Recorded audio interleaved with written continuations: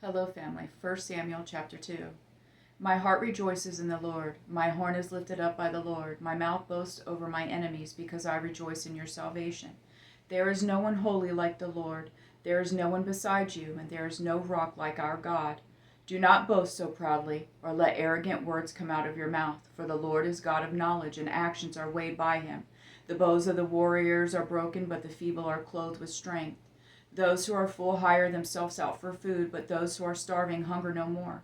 The woman who is childless gives birth to 7, but the woman with many sons pines away.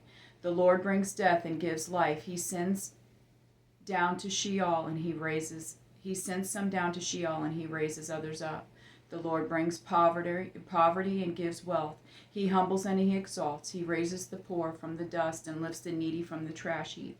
He seats them with noble men and gives them a throne of honor.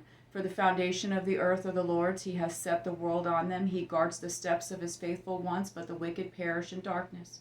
For a person does not prevail by his own strength. Those who oppose the Lord will be shattered. He will thunder in the heavens against them. The Lord will judge the ends of the earth. He will give power to his king. He will lift up the horn of his anointed. Elkanah went home to Ramah, but the boys served the Lord in his presence of the priest Eli.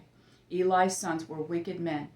They did not respect the Lord or the priest's share of the sacrifices from the people. When anyone offered a sacrifice, the priest's servants would come with a 3-pronged meat fork while the meat was boiling and plunge it into the container, kettle, cauldron, or cooking pot. The priest would claim for himself whatever the meat fork brought up.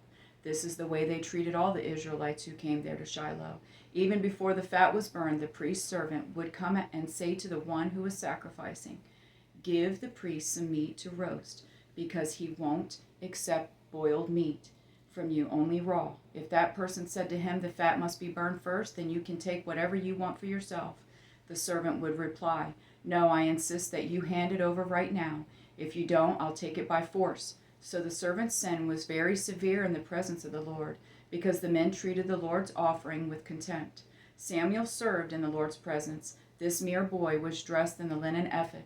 Each year his mother made him a little robe and took it to him when she went with her husband to offer the annual sacrifice. Eli would bless Elkanah and his wife. "May the Lord bless you, children, by this woman in place of the one she has given to the Lord." Then they would go home. The Lord paid attention to Hannah's need, and she conceived and gave birth to 3 sons and 2 daughters. Meanwhile, the boy Samuel grew up in the presence of the Lord. Now Eli was very old. He heard about everything his sons were doing to all Israel and how they were sleeping with the women who served at the entrance of the tent of meeting. He said to them, "Why are you doing these things? I have heard about your evil actions from these people. No, my sons, the news I hear the Lord's people spreading is not good. If one person sins against another, God can intercede for him. But if a person sins against the Lord, who can intercede for him?" But they would not listen to their father, since the Lord intended to kill them. By contrast, the boy Samuel grew in stature and in favor with the Lord and with people. A man of God came to Eli and said to him, "This is what the Lord says. Didn't I reveal myself to your forefathers' family when they were in Egypt and belonged to Pharaoh's palace? Out of all the tribes of Israel, I chose your house to be my priest, to offer sacrifices on my altar, to burn incense, and to wear an ephod in my presence. I also gave your forefathers' family all the Israelite food offerings.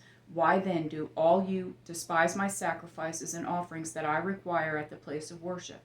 You have honored your sons more than me by making yourselves fat with the best part of all the offerings of my people Israel.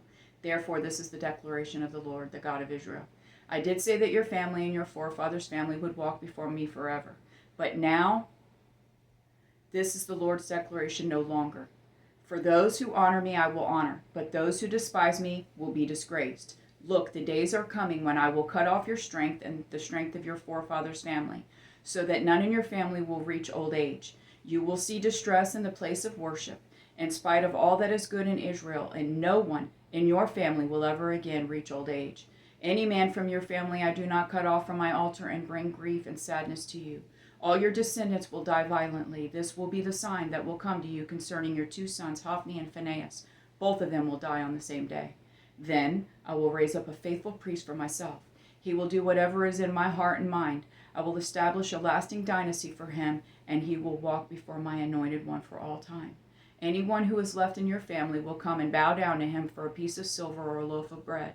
He will say, please appoint me to some priestly office so I can have a piece of bread to eat. I love you, Jonathan and Jesse.